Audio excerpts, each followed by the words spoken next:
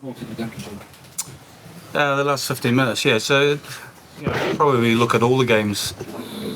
We've been sort of moments we've been putting teams under pressure, whether that was, look at Scotland the last sort of 5 minutes, and there, England 10 minutes, Ireland, we had them under a little bit of pressure and didn't manage that. And again today, 65 minutes on the clock, we're winning the game, and we had significant turnover, and then we allowed them from set piece to get them behind us and ended up scoring, and still at 6 points down.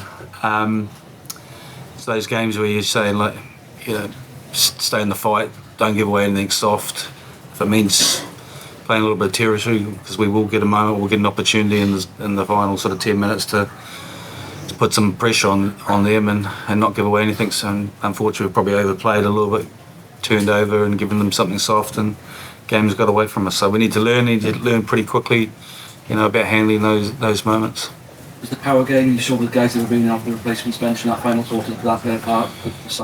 There's no doubt that there's impact and size definitely coming off their bench, and we were pretty happy with the first half. We thought, and we targeted to play through phases, and if we sort of got over 5 and 6 phases, that we were creating space and holes and causing them problems. And that's definitely what happened in the first half. But we didn't help ourselves by probably some easy turnovers and errors that we made, and allowed them sort of to wrestle back some momentum in the game. What pleased you in the first 50 minutes?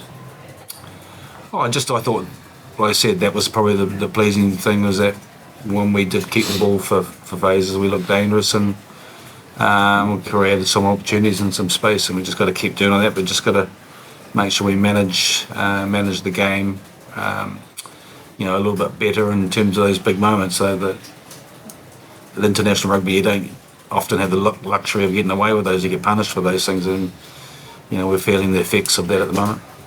How important next week's game's going to try and avoid finish bottom of the table? Yeah, it's massive for us, but we've got to be excited about it. We've got to embrace that. You can't hide away from the challenges, and I've never done that. So you can't go into your shower. You can't. There's going to be a lot of external pressure, and there's expectation, and international rugby is always about that. And we've got to just embrace that and front up and make sure we work hard next week and go and give a performance at home, because there were lots of parts of that game that we were reasonably good today, and we were in front, and unfortunately we probably capitulated a little bit in the last 15 minutes. Wales haven't finished bottom for 21 years or lost all the games. You've not been in this situation before, really. How do you cope with it, and how do you manage the side for that challenge? I think I've already answered that, just by embracing it. Not hiding away from it. You can't not talk about that. So we said in the change rooms afterwards, we need to be better in those big moments, and particularly at the end of the game. And we've got to front up next week at training, and how important it is for us that we win next weekend. Dav, where did you feel that went in the second half? Because you were leading early in that second half. Yeah, like I said, it was just those little errors towards the end of the game. Got to come alive as athletes, coming towards the end of the game, getting the winning. But we didn't do that. I feel like when we get them right, we'll come away with the wins, but it's just accuracy. Next weekend, how do you do that now going forward as captain? Oh, it's huge. Huge for me as a player, huge for the group. But again, we're embracing it. As soon as this game finishes, you're always thinking about next week and how you're going to get better for that game. So really, really excited for the opportunity, if given it. And we should just smash it. James? Warren, when right about the game, talking a lot about Wales's intellect and your ability to feed off scraps and to really have some magical moments yourselves.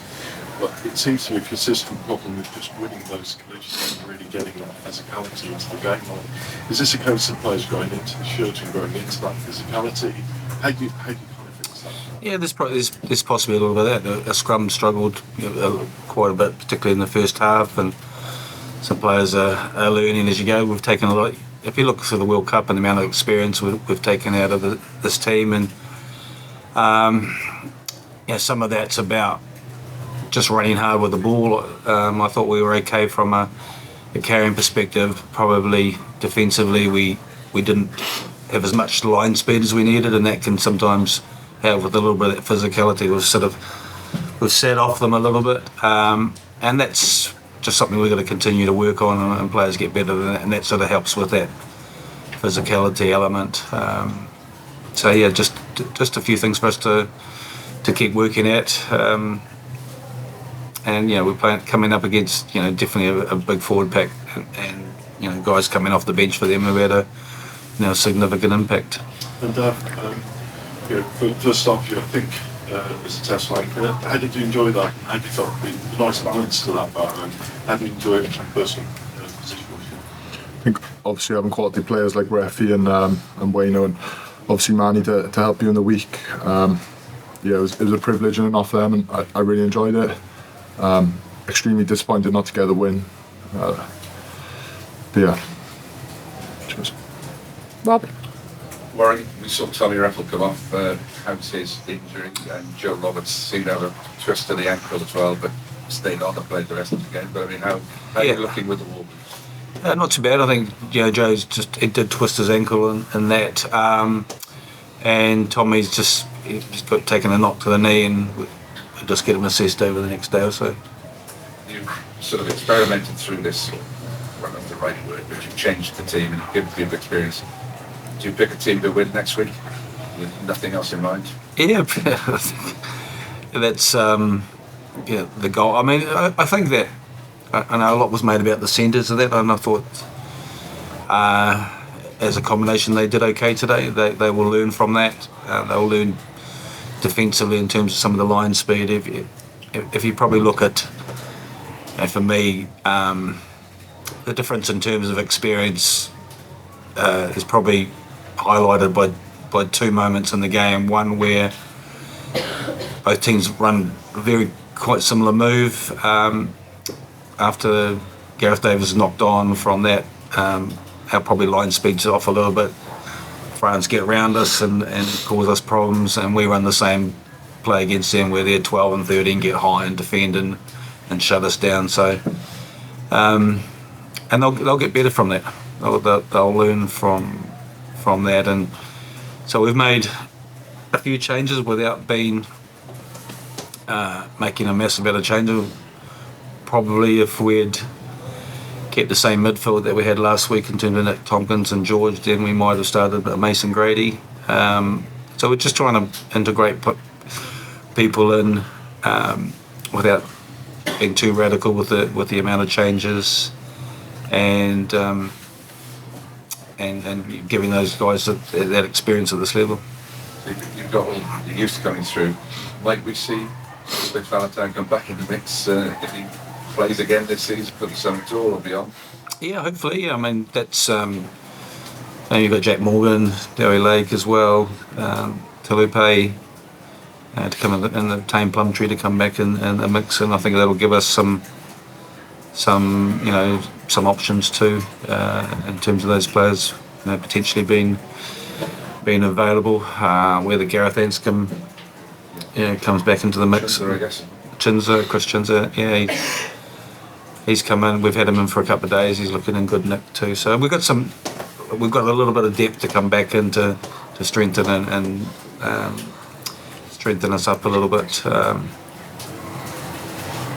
But I think the thing from here is that as a group, if we're on a progression chart in terms of learning from these experiences, we just can't, after the Six Nations, think that's acceptable. They've got to go away and they've got to continue to work hard and doing the gym work. We've got to get fitter, so when we turn up for that summer tour, we've got to be in better shape than we've got now. They've got to continue to work on their skills, whether that's the catching and passing or their kicking game, and players have worked hard on that. We know that they've worked hard in the last number of weeks, but they've still got to get better in those areas if we want to continue to prove as a team.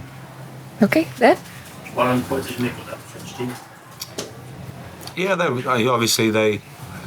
a team that were down a little bit on confidence, and that's we felt that if we played well enough that we were good enough to win, and I said we were in front for long periods, and unfortunately, it was disappointing that last 15 minutes. So